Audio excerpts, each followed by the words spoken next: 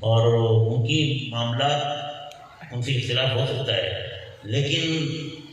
مولانا خادم حسین رضوی امیر المجاہدین ان کے اخلاص میں اور ان کی دیانت امانت میں کوئی کمی نہیں، کوئی اس پر اعتراض نہیں کر سکتا۔ یہ ان کے صاحبزادے سعد رضوی، حکومت نے ان کے ساتھ معاہدہ کیا اور معاہدے سے حکومت بالکل پھر گئی اور وہ اب تک جیل میں پڑے ہیں، کوئی پوچھنے والا نہیں ہے۔ اس کی وجہ میں یہ سمجھتا ہوں کہ یہ جو وزیر داخلہ ہے نا، یہ شیخ ہے، یہ پکا وہابی ہے، یہ پکا وہابی ہے، اور یہ ہمارے سنیوں کی جو لوگ ہیں ان کے ساتھ یہ بغض رکھتا ہے، اور یہ سب معاملات اس کے سپرد ہیں۔ عمران خان کو زیادہ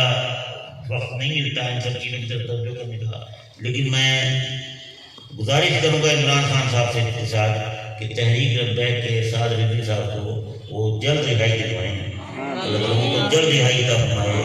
جلد رہائی عطا فرمائے اور اس پریشانی سے نجات عطا فرمائے، اور حکومت کو اپنے وعدوں کی پاسداری کی توفیق عطا فرمائے۔ اللہ تعالیٰ آپ سب پر اپنا کرم فرمائے، سب پر